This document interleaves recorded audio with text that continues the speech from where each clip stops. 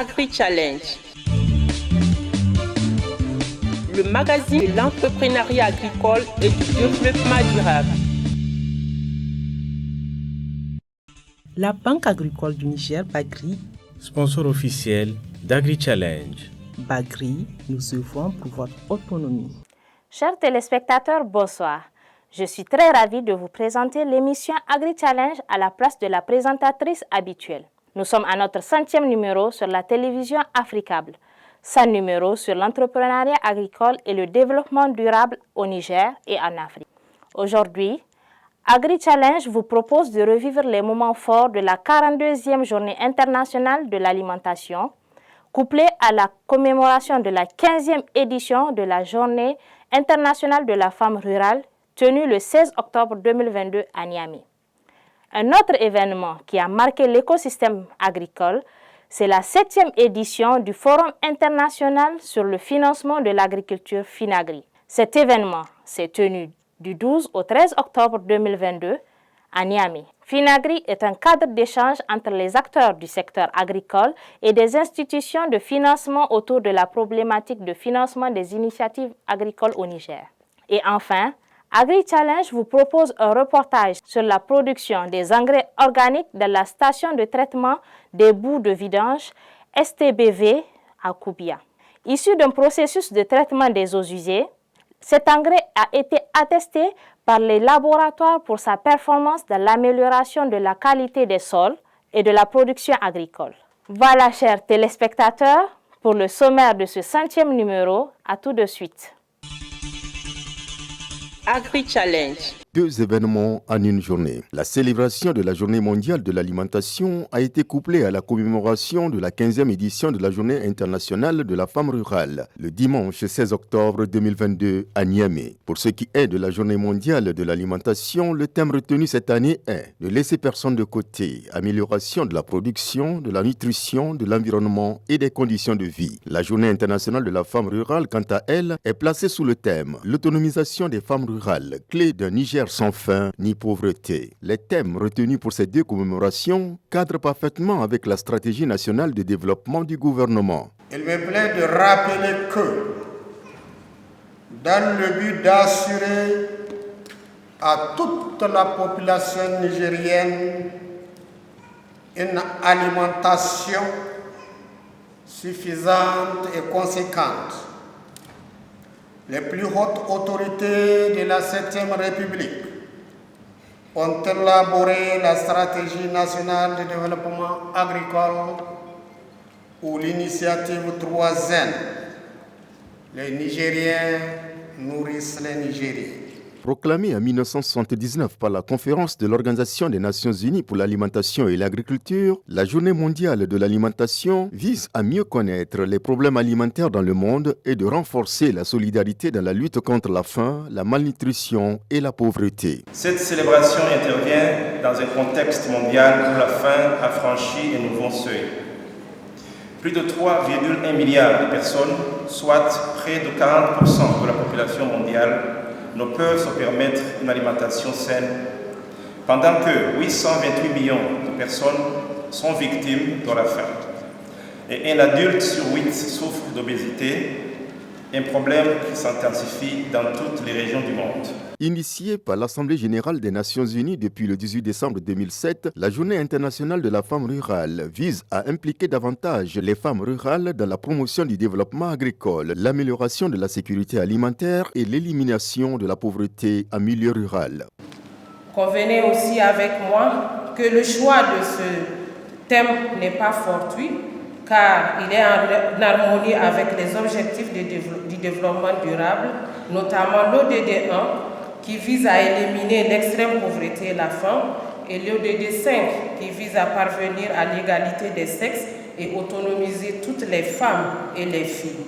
Les femmes sont très actives dans la contribution pour assurer la sécurité alimentaire au Niger. Malgré cela, elles restent défavorisées, selon la ministre de la Promotion de la Femme et de la Protection de l'Enfant. Le gouvernement a adopté en 2008 la politique nationale genre, cadre fédérateur d'orientation et de coordination des différentes interventions visant la promotion de l'équité et l'égalité du genre au Niger. À cet effet, un axe stratégique de cette politique est consacré à l'autonomisation économique des femmes. Le ministre de l'Agriculture par intérim, pour sa part, prône l'amélioration du système agroalimentaire afin de construire un avenir meilleur. De nombreuses activités sont menées pour faciliter l'accès et la disponibilité d'aliments nutritifs et sains à travers non seulement le développement des cultures maraîchères et autres spéculations riches en micronutriments, mais aussi la conduite de multiples actions d'information-sensibilisation par plusieurs ministères techniques en collaboration avec des partenaires techniques, dont l'UNICEF, le PAM et la FAO. En outre, plusieurs projets, dont ceux de fortification de produits alimentaires transformés, FOPAD, sont mis en œuvre pour la promotion d'aliments enrichis, avec pour objectif ultime de faciliter l'accès des populations nigériennes à des aliments de consommation courante, nutritifs et de qualité. Le discours du ministre de l'Agriculture par intérim et celui de la ministre de la Promotion de la Femme et de la Protection de l'Enfant ont marqué le lancement des activités de la Journée mondiale de l'alimentation et la Journée internationale de la femme rurale. Des stands ont été dressés à cet effet avec pour objectif de faire la promotion des produits locaux et l'entrepreneuriat féminin. Alors, les produits fortifiés, par définition, c'est des produits sur lesquels on ajoute des fortifiants, ce qu'on appelle entre guillemets des fortifiants, et qui ont comme objectif d'améliorer en termes nutritionnels un produit alimentaire sur des composants sur lesquels il est défaillant.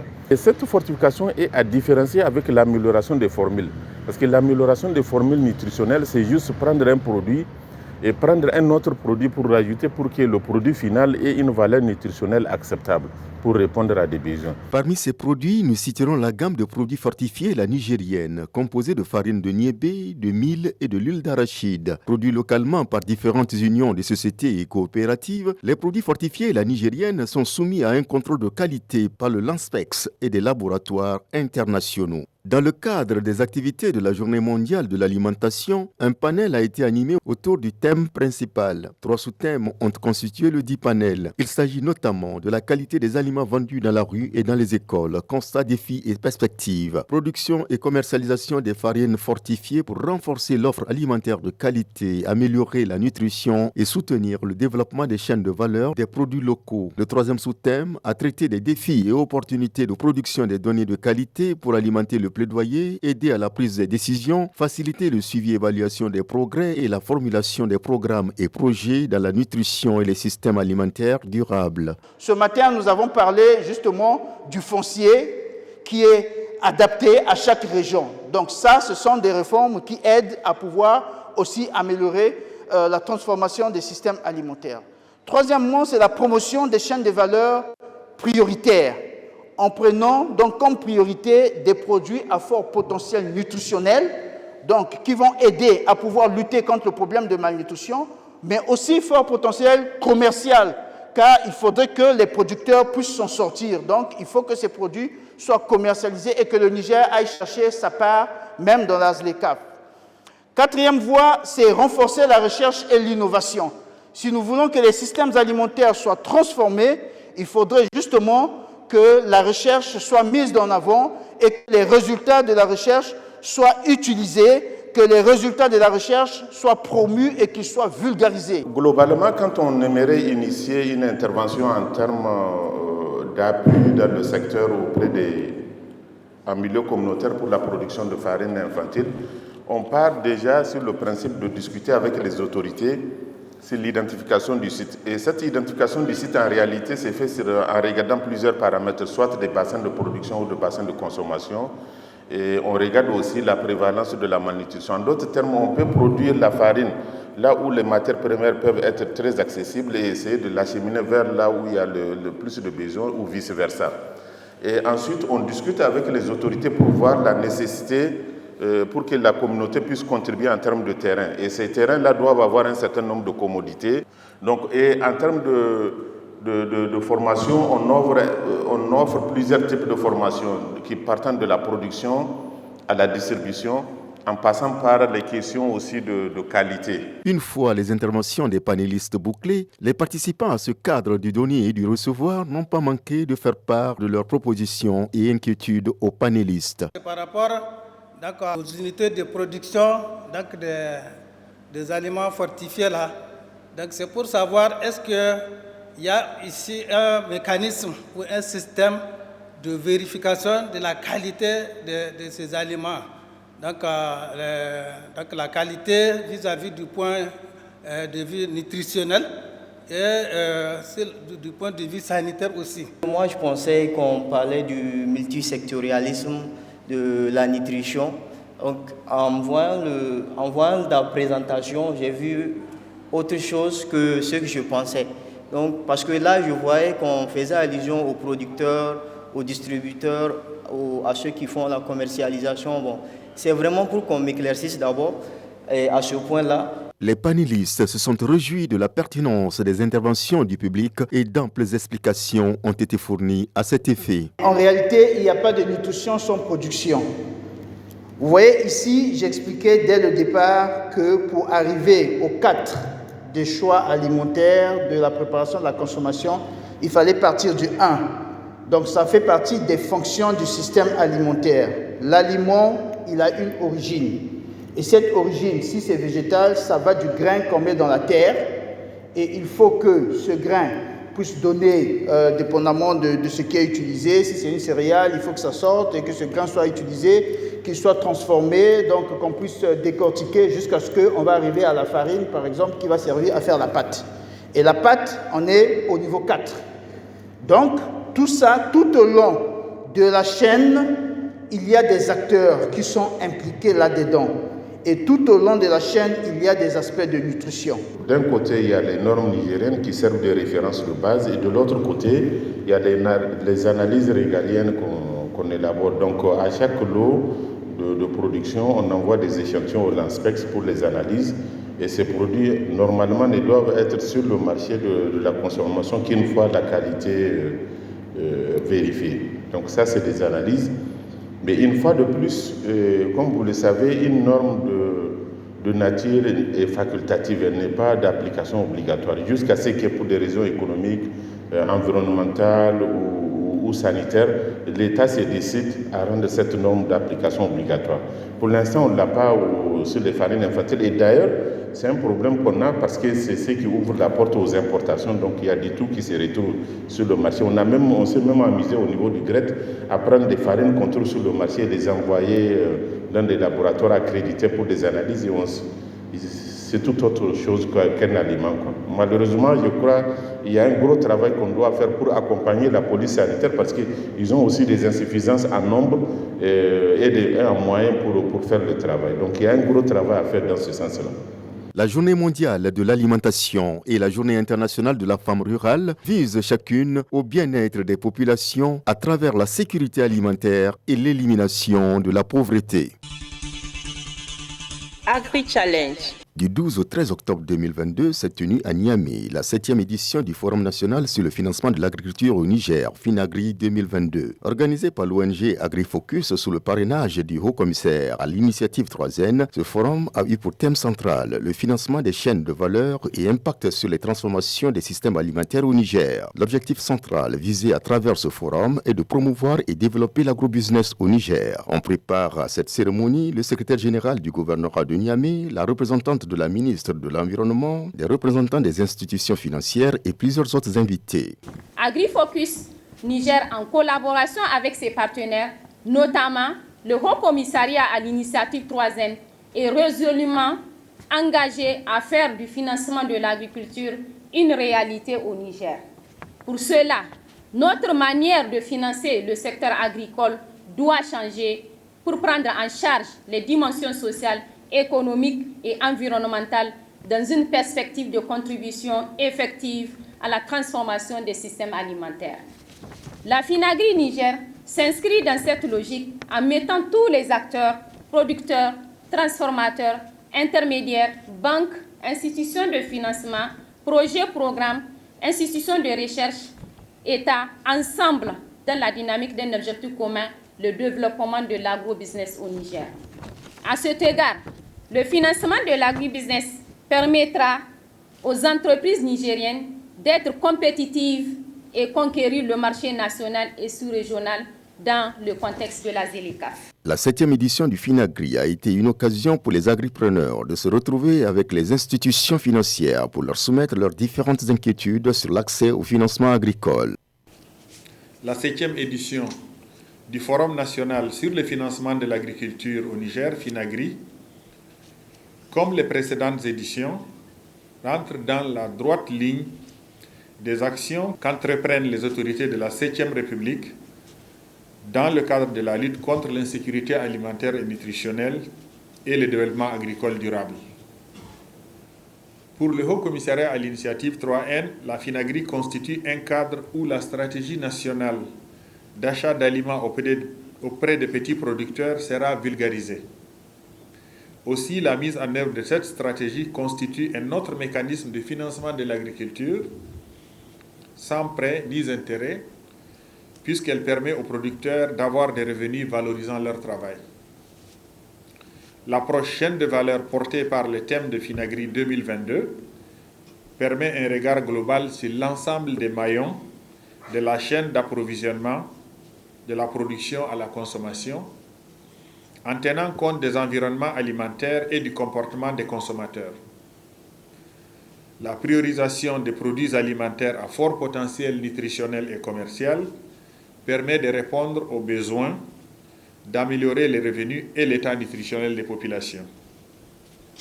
Le financement de l'agriculture constitue la partie essentielle de l'accompagnement des initiatives locales par le gouvernement et ses partenaires au développement.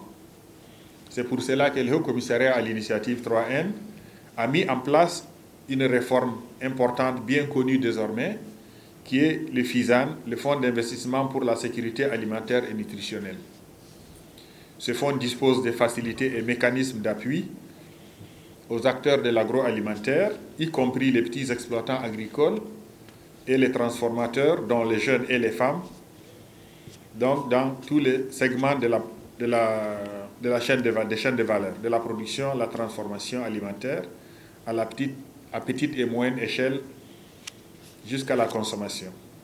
Depuis sa première édition en 2016 à aujourd'hui, le FINAGRI, à travers l'ONG AgriFocus, a permis de trouver des mécanismes de financement adaptés couplés à une approche entrepreneuriale ayant permis l'émergence du secteur agricole sur toute la chaîne. Au tout début, quand on avait organisé la FINAGRI, les deux mondes ne se côtoyaient même pas. Les producteurs à part, les institutions de financement à part, on ne vous finance pas parce que votre activité n'est pas une activité rentable, c'est une activité à risque. Mais avec le temps, dans les discussions, les échanges, ils ont compris que c'est un secteur dans lequel il va falloir investir. Parce que c'est un secteur qui est rentable, c'est un secteur dans lequel eux-mêmes, en tant qu'institution de financement, peuvent se retourner. Aujourd'hui, ça a carrément changé. Ça a changé vraiment la réflexion et la donne. Et suite à cette activité, le mécanisme de financement sur le FISAN a vu le jour après 1 an ou 2 ans de l'organisation de la FINAGRI.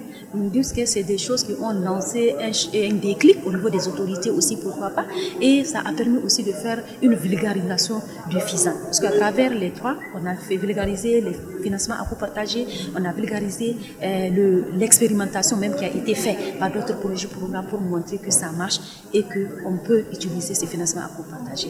Minimum, on a au moins plus de ce qu'on a dans notre qu'on connaît, au moins plus d'une centaine de personnes qui ont été financées grâce à leur participation à cette FINAGRI. Les agripreneurs présents à ce forum ont témoigné sur les facilitations de financement agricole obtenues à travers l'initiative de l'ONG AgriFocus.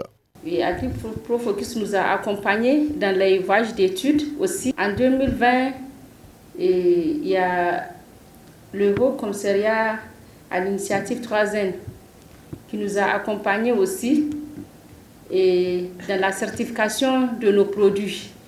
J'ai eu mon produit, le dégué, qui a été certifié par HC3N et avec leur partenaire PCA. Après, on a reçu des équipements et j'ai reçu une conditionneuse de farine d'une grande valeur qui m'a beaucoup aidé dans la transformation.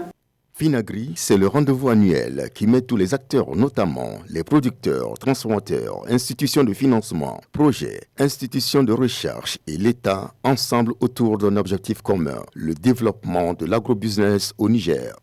Nous avons des financements qui seraient très évidents à partir du premier trimestre 2023. Donc notre population cible, c'est la couche sociale la plus vulnérable en termes de non-accès aux ressources financières. Donc cette population-là, nous allons créer les conditions à travers un certain nombre d'activités, notamment le financement des activités génératrices de revenus, que ce soit dans l'agriculture, que ce soit dans l'élevage, que ce soit dans le secteur de la pêche, que ce soit dans le secteur de l'artisanat, n'est-ce pas? Nous allons faire des petits financements à l'endroit de cette population. Le FISAN, de par ses statuts, en tout cas, bénéficie d'un certain nombre de voies pour la mobilisation des ressources, dont notamment à commencer par les ressources publiques, composées de fonds propres et de fonds des projets et programmes de développement rural. À cela s'ajoute la contribution des bénéficiaires, la contribution du secteur privé. On a évoqué tout à l'heure les banques, c'est le secteur privé, etc., etc. La mission principale de l'ONG AgriFocus est de mettre l'agrobusiness au service du développement pour une sécurité alimentaire et nutritionnelle durable au Niger. Agri-Challenge.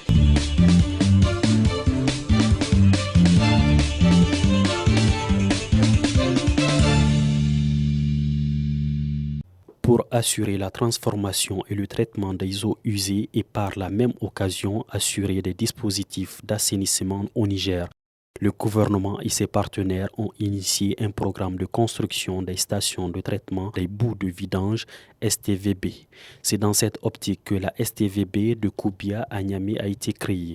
Ce projet s'inscrit parfaitement dans les objectifs que s'est fixé le Niger dans le programme sectoriel eau, hygiène et assainissement PROCEHA 2016-2030 qui prévoit la réalisation de 12 stations de traitement des boues de vidange au Niger, dont 4 à Niamey et 8 dans les capitales de région. Il s'inscrit également dans le cadre du programme eau et assainissement en milieu urbain de la Banque mondiale qui a financé la phase pilote de ce projet. Créée en 2018 avec l'appui de la Banque mondiale, la station de traitement des boues de vidange de Koubia a pour objectif d'améliorer la gestion des boues de vidange à Niamey et d'assurer la transformation des eaux usées en engrais organiques, riches en éléments nutritifs pour la production agricole. La STBV, la station de traitement de boues de vidange de Koubia, est la première pour commencer au Niger. Elle mesure 3 hectares et nous avons également 4 bassins de sédimentation. Et nous avons ce qu'on appelle également les lits de séchage, qui sont au nombre de 120 lits de séchage. Et nous avons 2 hangars pour le stockage de la boue également, un bâtiment administratif. Et au côté personnel, on a 7 personnels, dont le gérant, un électromécanicien, 2 percepteurs, 2 collecteurs de données également. Elle a été créée en novembre 2018. Elle a commencé à être opérationnelle cette année, mais jusque-là, nous ne sommes qu'en phase de production. Le traitement des eaux usées de la boue de vidange suit un long processus, de la vérification de la qualité de l'eau aux ventes de blocage en passant par les dégrilleurs. Tout le dispositif technique est mis en place pour assurer le bon traitement des eaux usées et de la boue de vidange. Quand le camion vient, on a ce qu'on appelle les opérateurs. Les opérateurs, c'est les responsables de bassin. Ils vont vérifier d'abord la qualité d'eau parce que ce n'est pas toutes les eaux qui sont acceptées. Vous avez des eaux des hôpitaux, des eaux industrielles. Toute eau qui contient des produits chimiques n'est pas acceptée parce que le traitement, c'est à l'état naturel. C'est juste le soleil et le vent. Donc l'opérateur de bassin, il va contrôler la qualité. La norme est de 5,5 à 9,5. C'est ça la norme qui est acceptable. Donc ils vont vérifier ça via un pH mètre et si ça ne contient pas également de l'huile également. Une fois l'eau est acceptée, donc vous avez ce qu'on appelle le réceptacle. Ils vont attacher leur flexible à leur vanne et ils vont commencer à dépoter dans le réceptacle. Donc après le réceptacle, vous avez ce qu'on appelle les dégrilleurs.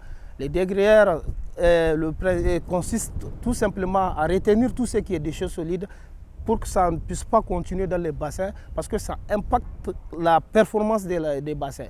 Par mois, on peut se retrouver jusqu'à 80 kg de déchets solides. Peut-être c'est dû à l'environnement parce qu'il y a des dépotoirs de déchets solides qui sont dans l'environnement. Ou bien c'est parce qu'il y en a d'autres qui utilisent leur ménage comme pour des dépotoirs également. Ils mettent tout.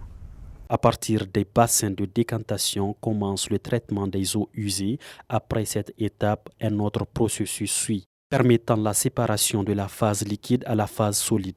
Une fois le bassin est plein, on le laisse au repos pendant 7 jours. Nous avons parmi le personnel électromécanicien qui est responsable pour le pompage. Il va attacher sur cette petite plateforme qui est là-bas et la motopompe. C'est une motopompe à bout, je tiens à préciser. Donc après, il va vérifier l'huile, l'eau et il va prendre un lit qui n'est pas encore utilisé. Donc il démarre sa motopompe.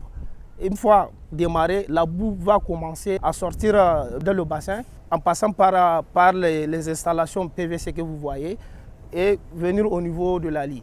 Dans un premier temps, la boue va venir sous forme visqueuse, pâteuse d'abord, parce que quand elle va venir sous les lits ont des différentes configurations.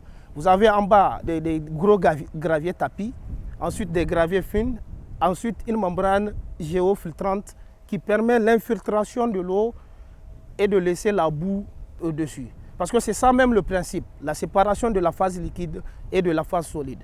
Maintenant, l'eau qui va s'infiltrer, vous avez derrière chaque lit de séchage un regard.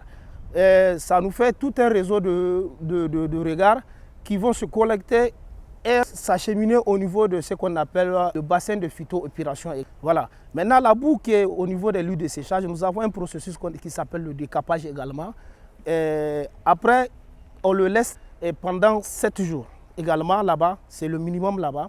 Pendant 7 jours, il y a des indicateurs qui nous prouvent que la boue elle est prête à être décapée, tels que la couleur blanchâtre et la craquelure. Une fois ces indicateurs remarqués, les mêmes opérateurs de bassin, via des râteaux, vont racler la boue et l'acheminer dans ce qu'on appelle les hangars de stockage. Là. La boue décapée, issue du processus de traitement des eaux usées, est stockée pour servir d'engrais organique pour le besoin des producteurs locaux. Il en est de même pour la partie liquide du traitement qui peut être utilisée dans l'irrigation pour le renforcement de la qualité des sols et la croissance de la productivité des terrains. C'est faire la promotion de l'engrais organique au profit de l'engrais chimique. C'est pour augmenter également le rendement agricole parce que les sols s'approvissent. Pour l'eau qui continue au niveau du puisard également, a les mêmes nutriments que la boue. Au niveau de nos potagers, là vous voyez, c'est avec l'eau également qu'on arrose et un peu de boue au niveau du réceptacle. Vous voyez ce que ça a donné. Pour s'assurer de la qualité de la boue produite et de ses performances, les gestionnaires du site travaillent avec les laboratoires locaux et internationaux. Jusqu'aujourd'hui, les résultats obtenus sont positifs. Il y a des universités de Tokyo qui font des expérimentations avec. Ils viennent à chaque fois pour prendre des échantillons. Ils produisent des melons. Ils nous ont envoyé les melons et les résultats également. Et les résultats étaient vraiment satisfaisants. Et pour les analyses, il n'y a aucun souci à se faire pour les analyses parce qu'on a les laboratoires comme l'Inspex qui nous ont vraiment certifié que ça ne représente aucun danger. On a envoyé un peu d'échantillons partout pour les analyses. Il y a telles que les analyses DBCO, CDO, les nitrates ammoniacales. Vraiment, le résultat, ils sont satisfaisants. La STVB de Koubia est placée sous la responsabilité de la ville de Niamey. La création et le développement des infrastructures d'assainissement telles que les STVB permettraient d'assurer une bonne gestion des boues de vidange et des eaux usées au Niger. Aussi, les STVB constituent une bonne occasion pour les exploitants agricoles de lutter contre l'appauvrissement des sols à travers la commercialisation des engrais organiques et de l'eau issue du processus de traitement de la boue de vidange au Niger.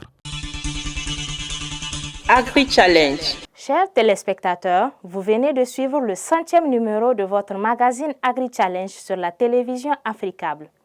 J'espère que vous l'avez apprécié. Vous pouvez retrouver l'intégralité de ce numéro et bien d'autres sur notre chaîne YouTube. Vous pouvez également nous contacter sur les adresses qui s'affichent en bas de vos écrans. Si vous êtes à Niamey, nous vous invitons à suivre nos émissions sur la radio Challenge FM 96.6 MHz, la radio des entrepreneurs, la radio du Niger qui avance. À très bientôt.